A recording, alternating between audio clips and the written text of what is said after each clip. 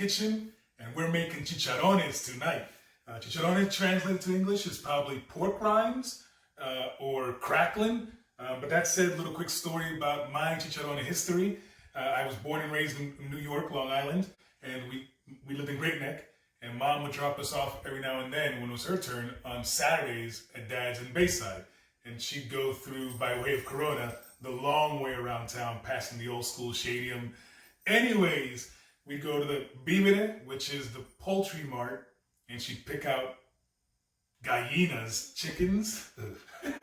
Anyway, she'd pick out 2 or 3 for the week, and that's what she'd take back to the fridge. And then we'd stop at Los Chompiras, which is a spot, if you're there, if you anywhere in Corona, you know the Chompiras.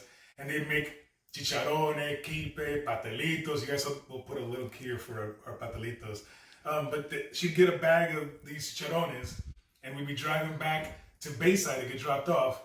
And we had, an old school Nova, an old school Chevelle, an old school Pontiac Ventura, and they all had bench seats. So my memory of the chicharrones was reaching over the bench seat from the back seat and grabbing into her little greasy bag, and she'd get me real good because those are her chicharrones. She said, if you want chicharrones, you ask your dad to go get your chicharrones. But anyways, that's it. This is simple. I've got 2-pound package of pork belly. I've seasoned it with oregano, about 2 tablespoons of goyo adobo, a tablespoon of goyo sazon total, 1 package of culantro achiote, about 10 to 12 cloves of garlic. I think I put 10, and I think I put more after that, and I crushed them with my garlic press. I did a juice of a lime with my lime juicer. For the snack alongside it, or the side, I got plantains. I'm gonna make totones again, and I'll show that link up here for the totones. And to make the totones, I need that. Here we go. This is really simple. You ready? Come with me. All right, so for this, I'm gonna take my already seasoned chicharron meat, and I'm gonna put that into the bottom of a heavy, not the rice pot that we use, a heavy bottom pot. And that's it. That's all I'm gonna do. No more rocket science. Then I'm gonna add in 2 cups of water to see if that's enough. But before I do that, I'm gonna put it in where I was marinating these to make sure I get all that beautiful juice out of there. From that point on, it's just a matter of ensuring that everything is submerged and nothing is outside of the water. After I ensure everything is submerged in the water, I'm going to take my lid and cover it off, and now it's just a waiting game till the water boils off. So quick little update as to where we are. I got the water finally boiling after a few minutes. And I didn't say this earlier, but the goal here is I'm gonna start and finish everything in this little pot here. All the fat that's gonna be rendered out of the pork is gonna be left here in the pot, and that's where I'm going to fry the pork rinds, the chicharron, is in the remaining fat from the pork. So here's a little status update to where we are. You can see the water is pretty much gone, and I'm just being left with the fat from the pork. So pretty soon here, all the water's gonna be gone, and it's gonna start frying in its own juices, and I'm just getting excited. So take a look.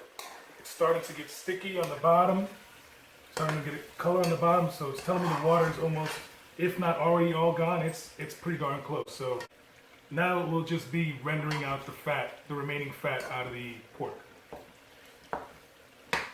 And then I'm gonna cook the chicharrone in the pot in its own fat. I'm also gonna make my tostones in that fat. So it's gonna just be a fat party. That's not so healthy. Don't forget to diet. Today's a cheat day. For you, this week has been a cheat day every day. Why? Ain't no one asked you that information.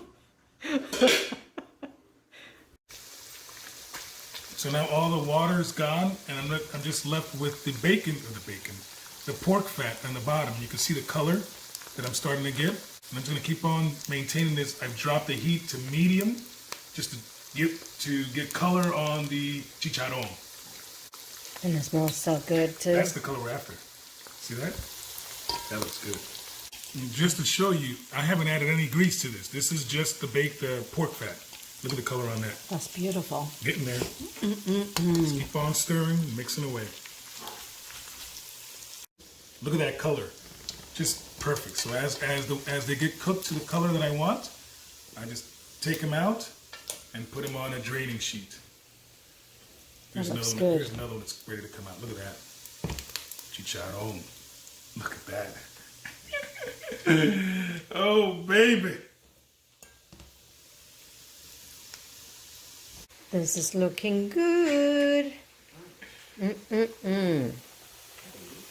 But you guys can see they started 2 by 2 inches, and look at how it's a little warm. Look at how much they've condensed. Again, we rendered out all the fat with the water, then fried it to this beautiful color in its own fat. We got the tostones, which are deep fried green plantains. Actually, while this was going, the missus did the tostones. Yes, this is Michael's kitchen, but I do have a few sous chefs. We got the tostones, which are deep fried green plantains. We'll be sure to put a link to another video that has the instructions for that and how to do it. Simple, simple, simple.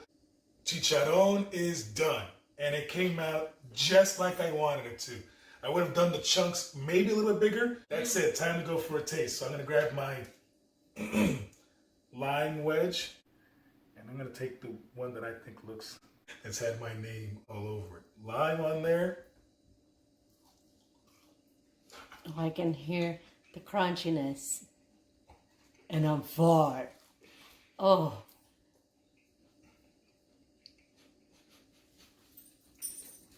Your face says it all. I had to finish that bite.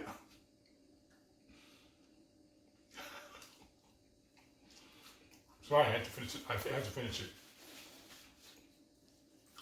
That is excellent. Try this recipe out. Thank you for joining us on our chicharron journey. It brought back a lot of memories. That said, if you liked the video, like the video. Comment down below if there's any particular recipe you want us to try, and subscribe for more. That said, a buen tiempo.